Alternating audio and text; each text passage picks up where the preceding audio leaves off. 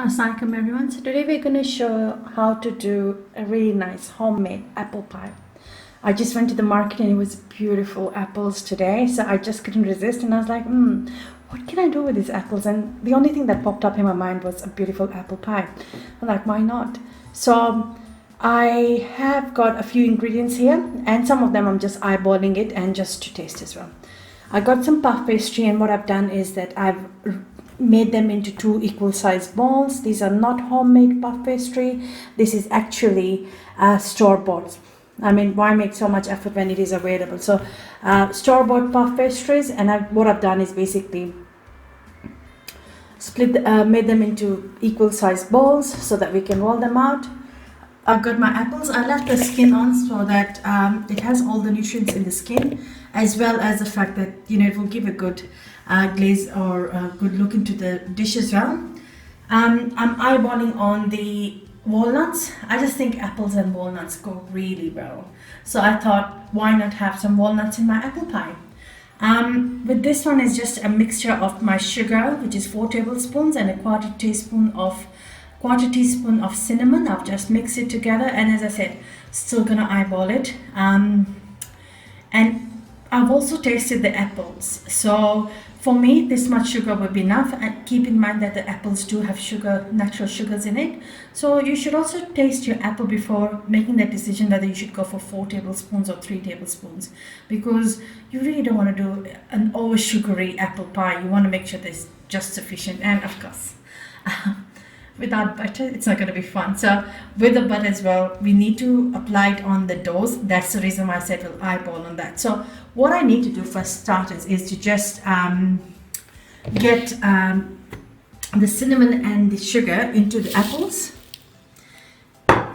and I'll also just basically put a huge handful of walnuts in there. Still eyeballing it. I feel like it's going to be less. I'm going to add some more. Why not a little bit extra more?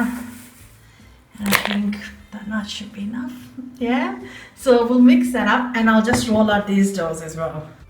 So here you can see I have rolled out the puff pastries, and what I've done also is that I've rolled them out in such a thickness, so it's not very thin but a good thickness, and I also measured to make sure that they're both of the same size.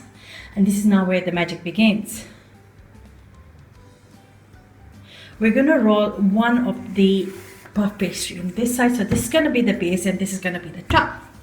On the base we're going to start applying the butter, so let's get that applied. So what I've done is that I've applied the butter immediately, and I realized that I'm not going to move this pie a lot. So what I did is that I took a tray, I put a grease paper on it, and I quickly put the bottom layer of the pie on top of it, because we don't want to move it a lot once the pie has been filled up. So at this stage we will now add our apples on it. Now we'll leave a little space from the end so that we can fold it in. So this is how I have filled it up, and you can see from the mixture I did have excess left. We'll try to see if we can use the excess later on in the end by cooking it on a pan and putting it on top of the pie, but that will be an option later on. But at the moment I just wanted to show you that I've left some space towards the end of the circle. I did not overfill my puff pastry because I just wanted it to give it space to also cook all the ingredients, and you can see the earthiness or the earthy color of the walnuts and the bright red of the apples. It's already appealing with the white apple as well, so it's already looking yummy. What we're going to do is we're going to take the second layer of the puff pastry, which is on this side, and we'll put it on top of it, and then we'll seal it out. So I've now sealed the puff pastry. You can take a fork and just go around it, but I'm trying to give it a little bit of a tradition, a kind of a pie look, so I wanted to go on a design. So we'll be going in folding and folding, twisting and folding it in, and I'll see how it goes. Otherwise I'll also fork it out. Hooray, it worked out for me. So you can see there's a design coming up on this side. So basically what I'm doing is that I'm just taking the puff pastry and pinching it in Just going in and pinching, in and pinching, and in and pinching. So I'll complete that neatly out and complete the whole pie now. So there you go, I've already successfully pinched it out. Basically, I learned this. I saw one of my aunts doing it. So it's maybe my first time I tried it on it.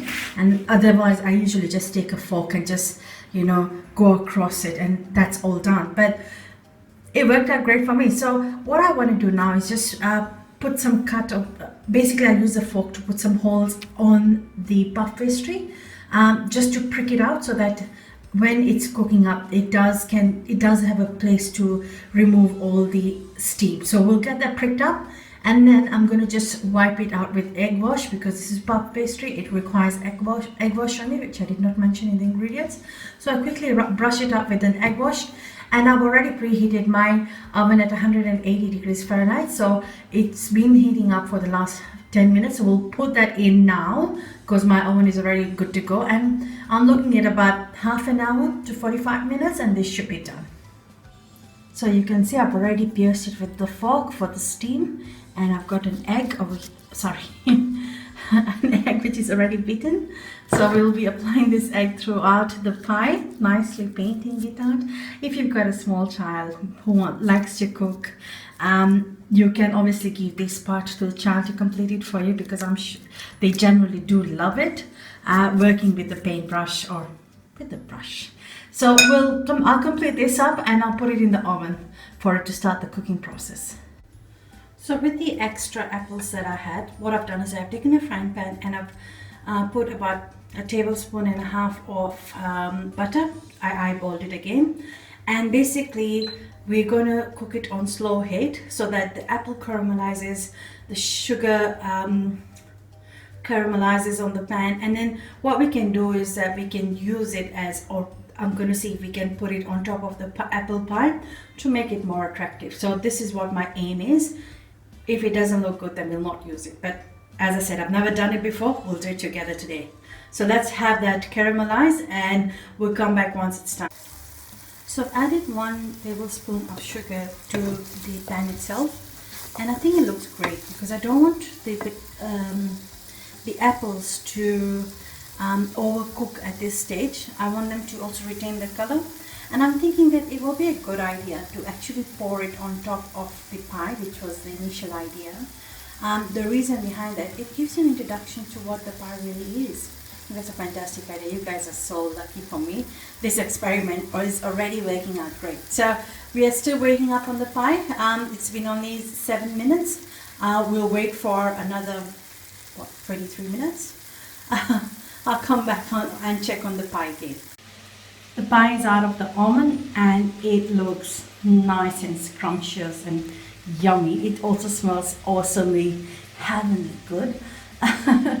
What I'm going to do is I'm going to leave it on the tray for about at least 10 minutes to cool it off, and then we can have that removed in a plate and also display with the beautiful caramelized, or you could say caramelized walnuts and apple on top. So we'll leave it for 10 minutes and come back to it. So there you have it. Now the apples and the walnuts that we fried with butter on the frying pan, while we were waiting for the pie to cook, they became candied, which was even better because it gives a nice gloss to the final touches. Now, if I had some whipping cream, I would have put the whipping cream at the bottom and then added the toppings of the apples and the walnuts on it, because obviously a pie, you know, when you have some cream on it, it does elevate the taste. But if you don't have it, just the way I do, it still looks awesome and yummy. So I hope you love making this apple and walnut apple pie with me. Please like my video, share it, and also subscribe to my channel, because you'll always be informed when a new video has been updated. I really thank you for all your time that you've spent with me in making this pie together. I hope to see you soon. Thanks for watching. Bye.